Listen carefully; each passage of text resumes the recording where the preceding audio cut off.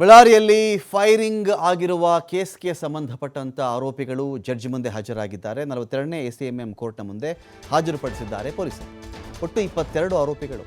ಈ ಗಲಭೆಯ, ಈ ಫೈರಿಂಗ್ಗೆ, ಈ ಘಟನೆಗೆ ಸಂಬಂಧಪಟ್ಟಂತೆ 22 ಜನ ಆರೋಪಿಗಳನ್ನು ಕರ್ಕೊಂಡು ಬಂದಿದ್ದಾರೆ ಬಳ್ಳಾರಿಯ ಪೊಲೀಸರು. ಇದೇ ವೇಳೆ ತನಿಖಾಧಿಕಾರಿ ಸುಪ್ರೀತ್ ವಿರುದ್ಧವಾಗಿ ಜಡ್ಜ್ ಗರಂ ಆಗಿದ್ರು. ಎಲ್ಲರದ್ದು ಒಂದೇ ಅರೆಸ್ಟ್ ಮೆಮೊ ಇದೆಯಲ್ಲ, ಯಾಕ್ರಿ ಎಲ್ಲರದ್ದು ಒಂದೇ ಒಂದು ಅರೆಸ್ಟ್ ಮೆಮೊ ಇಟ್ಕೊಂಡು ಬಂದಿದ್ದೀರಲ್ಲ, ಹೇಗೆ ಸಾಧ್ಯ? ಕಲಂ ನಂಬರ್ 6 ಇದೆಯಲ್ಲ, ಏನು ಹೇಳುತ್ತದು ಕಲಂ ನಂಬರ್ 6? ಸಪ್ರೇಟ್ ಯಾಕಿಲ್ಲ ಇಲ್ಲಿ? ಎಲ್ಲರದ್ದು ಒಂದೇನಾ ಮೆಮೊ? ಕಲಂ ನಂಬರ್ 6 ಹೇಳಲ್ವಾ? ಎಲ್ಲರದ್ದು ಒಂದೇ ತೊಗೊಂಡು ಬನ್ನಿ ಅಂತ ಹೇಳಿದ್ದೆ ಕಲಂ ನಂಬರ್ 6. ಎಲ್ಲ ಆರೋಪಿಗಳ ತಂದೆ ಒಬ್ಬರೇ ಏನ್ರಿ ಇಲ್ಲಿ? ತನಿಖಾಧಿಕಾರಿ ವಿರುದ್ಧ ಗರಂ ಆಗಿದ್ದಾರೆ ನ್ಯಾಯಾಧೀಶರು. 14 ದಿನಗಳ ಕಾಲ ನ್ಯಾಯಾಂಗ ಬಂಧನಕ್ಕೆ ಇವರೆಲ್ಲರನ್ನೂ ಕೂಡ ಒಪ್ಪಿಸಿ ಕೋರ್ಟ್ ಆದೇಶ ಮಾಡಿದೆ. ಜನವರಿ 19ರವರೆಗೆ ನ್ಯಾಯಾಂಗ ಬಂಧನಕ್ಕೆ ಆದೇಶ ಮಾಡಿರೋದು. ಇದೇ ವೇಳೆ 4 ಆರೋಪಿಗಳಿಂದ ಜಾಮೀನಿಗೆ ಅರ್ಜಿ ಹಾಕ್ಕೊಂಡಿದ್ದಾರೆ. ಎಲ್ಲ ಆರೋಪಿಗಳು ಪರಪ್ಪನಗ್ರಹಾರ ಜೈಲಿಗೆ ಶಿಫ್ಟ್ ಆಗಿದ್ದಾರೆ. ಡೀಟೇಲ್ಸ್ ಕೊಡೋಕೆ ಇದೀಗ ಸಿದ್ದು ಇದ್ದಾರೆ. ಸಿದ್ದು, 22 ಜನ ಆರೋಪಿಗಳು ಅರೆಸ್ಟ್ ಮಾಡ್ಕೊಂಡು ಬಂದು ನ್ಯಾಯಾಧೀಶರ ಮುಂದೆ ಹಾಜರುಪಡಿಸಲಾಗಿದೆ. ಒಂದು ಕಡೆ 2 ಪೋಸ್ಟ್ ಮಾರ್ಟಮ್ ಯಾಕಾಯಿತು ಅಂತ ಒಂದು ವಿಚಾರ ಇದೆ. ಭರತ್ ರೆಡ್ಡಿ ನಿಂತಿದ್ದಂಥ ಜಾಗದಲ್ಲಿಯೂ ಕೂಡ ಬುಲೆಟ್ ಸಿಕ್ತು ಅಂತ ಇದೆ. ಅಪ್ಡೇಟ್ಸ್ ಏನೇನಾಗ್ತಾ ಇದೆ ಈ ವಿಚಾರದಲ್ಲಿ ಅಂತ?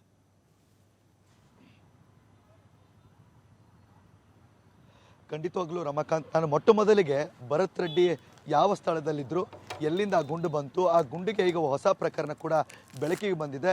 ಇವತ್ತು ಬಾಂಬ್ನ ಚೆಕ್ ಮಾಡಲಿಕ್ಕೆ ಬಂದಂಥ ಅಧಿಕಾರಿಗಳು ಕೂಡ ಸ್ಥಳ ವೀಕ್ಷಣೆ ಮಾಡಿದಾಗ, ಶೋಧ ಮಾಡಿದಾಗ ಮತ್ತೆ ಒಂದು 9mm ಬುಲೆಟ್ ಕೂಡ ಪತ್ತೆಯಾಗಿದೆ. ನಾನೀಗ ಆ ಸ್ಥಳವನ್ನು ನಿಮಗೆ ತೋರಿಸ್ತಾ ಇದ್ದೀನಿ. ಇದೇ ಸ್ಥಳದಲ್ಲಿ ಭರತ್ ರೆಡ್ಡಿ ಸಹ ಬಂದಿದ್ದರು. ಇಲ್ಲಿ ಸಹ ಗಲಾಟೆ ನಡೀತಾ ಇತ್ತು.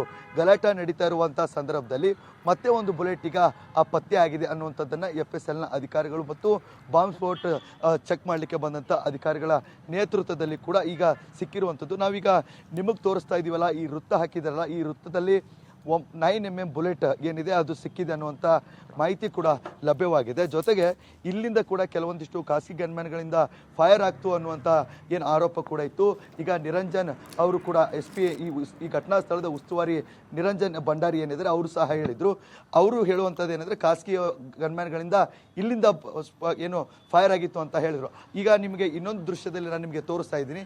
ನೀವು ನೋಡ್ತಾ ಇರುವಂಥ ಇನ್ನೊಂದು ದೃಶ್ಯ ಯಾವುದು? ಜನಾರ್ದನ್ ರೆಡ್ಡಿ ಅವರ ನಿವಾಸ. ಅವರ ನಿವಾಸದ ಮೇಲಿಂದ ಕೂಡ ಕೆಲವೊಂದಿಷ್ಟು ಕಲ್ಲು ಎಸೆತ ಕೂಡ ಆಗಿರುವಂಥ ಆರೋಪ ಕೇಳಿ ಬರ್ತಾ ಇದೆ. ಜೊತೆಗೆ ಅಲ್ಲಿ ಖಾರದ ಪುಡಿಯನ್ನು ಕಟ್ಟಿ ಎಸೆದಿದ್ದಾರೆ ಅನ್ನುವಂಥ ಆರೋಪ ಕೂಡ ಬರ್ತಾ ಇದೆ. ಜೊತೆಗೆ ಅಲ್ಲಿಂದನೂ ಕೂಡ ಒಂದು ಫೈರ್ ಆಗಿತ್ತು ಅನ್ನುವಂಥ ಈಗ ಪ್ರಶ್ನೆ ಕೂಡ ಹೆಚ್ಚಾಗಿ ಕಾಡ್ತಾ ಇದೆ.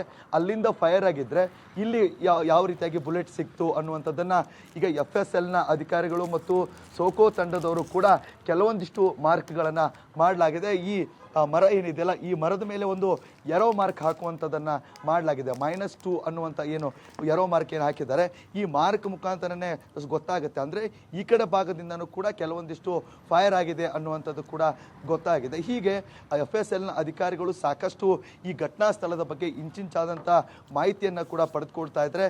ಘಟನೆ ಎಂದು ಆಯಿತೋ ಅಂದಿನಿಂದ ಇಂದಿನವರೆಗೂ ಕೂಡ ಸಾಕಷ್ಟು ಮಾಹಿತಿಯನ್ನು ಪಡೆದುಕೊಳ್ತಾ ಇದ್ದಾರೆ. ಜೊತೆಗೆ ಈ ಭಾಗದ ಏನಿದೆ, ಈ ಭಾಗದಲ್ಲಿ ಕೂಡ ಒಂದು ಫೈರ್ ಆಗಿದೆ ಅನ್ನುವಂಥದ್ದನ್ನು ಇಲ್ಲಿ ಮರದ ಮೇಲೆ ಕೂಡ ಬರೆದು ಹಾಕಿದ್ದಾರೆ. ಅಂದರೆ ಇಲ್ಲಿ ಒಂದು ಫೈರ್ ಆಗಿದೆ ಅನ್ನುವಂಥದ್ದನ್ನು ಏನಿದೋ ಬಾಂಬ್ ಸ್ಫೋಟ್ ಚೆಕ್ ಮಾಡಲಿಕ್ಕೆ ಬಂದಂಥ ಸ್ಥಳದಲ್ಲಿ ಮತ್ತು ಕೆಲವೊಂದಿಷ್ಟು ಡಿಟೆಕ್ಟರನ್ನು ಬಳಸಲಾಗಿತ್ತು. ಆ ಡಿಟೆಕ್ಟರ್ ಮುಖಾಂತರ ಕೆಲವೊಂದಿಷ್ಟು ಫೈರ್ ಮಾಡಿದಂಥ ಏನಿತ್ತು ಅವುಗಳು ಕೂಡ ಸಿಕ್ಕಿದೆ. ಇನ್ನು ಖಾಸಗಿ ಗನ್ಮ್ಯಾನ್ ಕೂಡ ಫೈರ್ ಮಾಡಿದಂಥ ಸಂದರ್ಭದಲ್ಲಿ ಅವ್ರು ಏನು ಹೇಳಿದ್ದಾರೆ ಅಂದರೆ, ನಾವು ಕನಿಷ್ಠ 9 ಫೈರ್ ಮಾಡಿದ್ದೀವಿ ಅನ್ನುವಂಥದ್ದನ್ನು ಹೇಳಿದರು. ಈಗ 9 ಫೈರ್ ಮಾಡಿದ್ದಾರೆ ಅಂದರೆ ಇನ್ನೂ ಎಷ್ಟು ಗನ್ಗಳು ಫೈರ್ ಆಗಿತ್ತು ಅನ್ನುವಂಥದ್ದನ್ನು ಚೆಕ್ ಮಾಡುವಂಥ ಕೆಲಸವನ್ನು ಪೊಲೀಸರು ಮಾಡ್ತಾ ಇದ್ದಾರೆ. ಜೊತೆಗೆ FSLನ ಅಧಿಕಾರಿಗಳು ಸಹ ಮಾಡ್ತಾ ಇದ್ರು.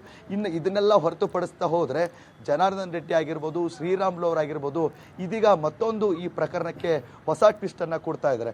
ಏನು ಪೋಸ್ಟ್ ಮಾರ್ಟಮ್ ಮಾಡೋಕ್ಕೆ ಹೋಗಿದ್ರು, ಪೋಸ್ಟ್ ಮಾರ್ಟಮ್ ಮಾಡೋಕ್ಕೆ ಹೋದಂಥ ಸಂದರ್ಭದಲ್ಲಿ ಯಾವುದೇ ರೀತಿಯಾಗಿ ಮೃತ ರಾಜಶೇಖರ್ ಏನಿದ್ದಾನೆ, ರಾಜಶೇಖರ್ ದೇಹದಲ್ಲಿ ಆ ಬುಲೆಟ್ ಏನಿತ್ತು ಅದು ಹಾಗೇ ಇರಲಿ, ಆ ದೇಹವನ್ನು ಹಾಗೆ ಕೊಡಿ, ಅದನ್ನು ದಫನ್ ಮಾಡೋಣ ಅನ್ನುವಂಥ ರೀತಿಯನ್ನು ಇಲ್ಲಿ ಕಾಂಗ್ರೆಸ್ ಸರ್ಕಾರ ಮತ್ತು ಕಾಂಗ್ರೆಸ್ನ ನಾಯಕರು ಮಾಡಿದರು ಅನ್ನುವಂಥ ಹೇಳಿಕೆಯನ್ನು ಕೂಡ ಶ್ರೀರಾಮುಲು ಅವರು ಸಹ ಹೇಳಿದರು.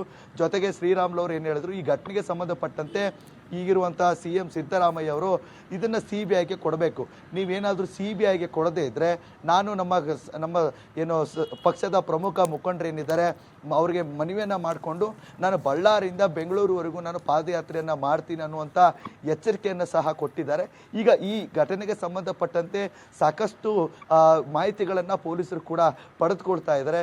ಜೊತೆಗೆ ಇವತ್ತು ಬಾಂಬ್ ಸ್ಫೋಟ ಅನ್ನುವಂಥ ಏನು ಚೆಕ್ ಮಾಡುವಂಥ ತನಿಖಾ ತಂಡ ಏನಿರುತ್ತೆ ಆ ತನಿಖಾ ತಂಡ ಕೂಡ ಬಂದು ಈಗ 9mm ಬುಲೆಟ್ ಕೂಡ ಈಗ ಪತ್ತೆಯಾಗಿದೆ. ಈ 9mm ಬುಲೆಟ್ ಯಾರ ಗನ್ನಿಂದ ಫೈರ್ ಆಯಿತು ಅನ್ನುವಂಥ ತನಿಖೆ ಕೂಡ ಆಗ್ತಾ ಇದೆ. ಸದ್ಯ ಈಗ ಒಬ್ಬನನ್ನು ಅರೆಸ್ಟ್ ಮಾಡಿ ನ್ಯಾಯಾಂಗಿಕ ಬಂಧನಕ್ಕೆ ಕೊಡಲಾಗಿದೆ.